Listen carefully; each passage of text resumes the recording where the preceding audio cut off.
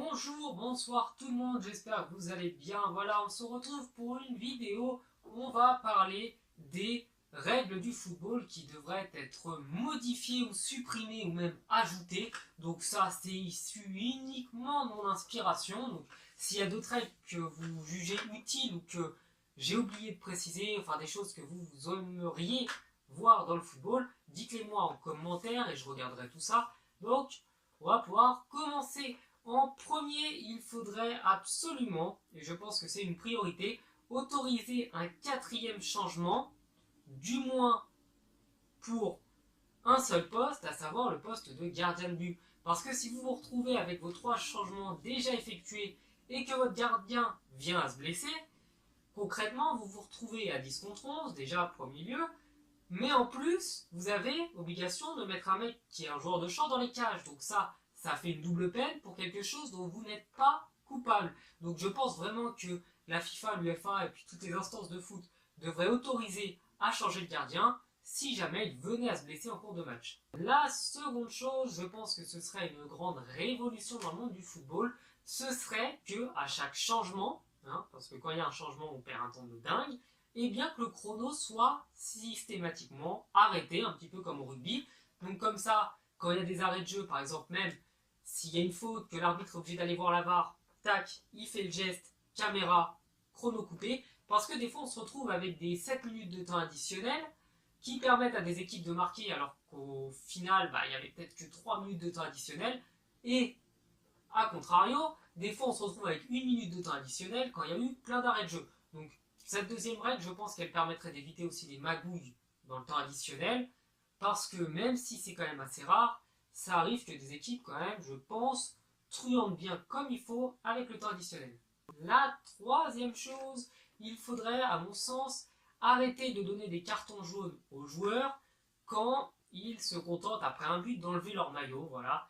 Ils devraient légaliser ça, pas que ça devienne systématique non plus, parce qu'il ne faut pas abuser, mais je veux dire, quand le mec enlève son maillot et qu'il prend un carton, grosso modo, des fois, c'est quand même assez abusé, sachant que derrière, le mec, à la moindre petite faute, il peut se faire exclure.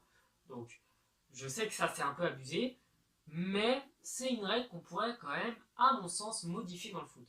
La quatrième chose, là, c'est pas pendant les matchs, ce serait d'autoriser les clubs à avoir recours à des transferts hors période de mercato pour compenser la blessure d'un joueur, parce qu'on se retrouve des fois avec des effectifs complètement décimés par les blessures. On a vu le cas avec le PSG qui a eu beaucoup de blessures il y a à peu près 3 ou 4 ans pendant la période de la Ligue des Champions. Donc on s'est retrouvé grosso modo avec un Paris Saint-Germain totalement affaibli qui ne pouvait pas acheter de joueurs pour compenser l'absence des cadres.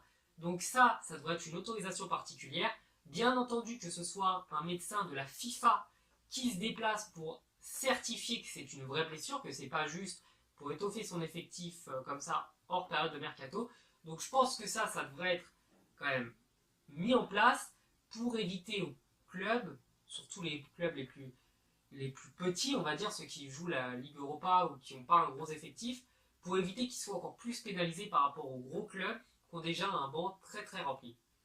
La cinquième chose, je pense que pendant les matchs, ne devrait être autorisé à parler à l'arbitre que les 2 capitaines et, à la rigueur, s'il y a eu une bagarre entre 2 joueurs, les 2 joueurs concernés. Donc je pense qu'on devrait interdire absolument aux joueurs d'aller parler à l'arbitre s'ils ne sont pas capitaines ou s'ils ne sont pas responsables d'une faute ou impliqués dans une dispute, une bagarre ou quoi que ce soit, parce qu'on se retrouve comme face au PSG, comme le PSG contre Chelsea, avec 5, 6, 7, 8 joueurs qui s'agglutinent autour de l'arbitre pour lui faire la pression, pour lui mettre la pression, jusqu'à ce qu'il sorte le carton rouge. C'était sur Ibrahimovic, mais peu importe le match, c'est toujours le cas. Donc quand l'OM joue et qu'en face il y a une faute et que tous les joueurs adverses viennent mettre la pression pour que le joueur marseillais prenne rouge, ça c'est assez pénible. Donc il devrait y avoir interdiction pour les joueurs d'aller parler à l'arbitre. Et la sixième chose, il faudrait instaurer le penalty pour Lyon à chaque match arbitré par Clément Turpin,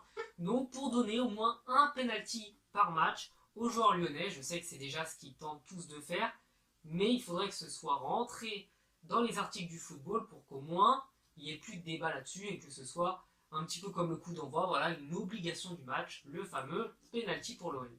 Bah voilà, j'espère que ce genre de vidéo là vous plaise, hein. C'est une vidéo un petit peu différente de ce que je peux faire habituellement.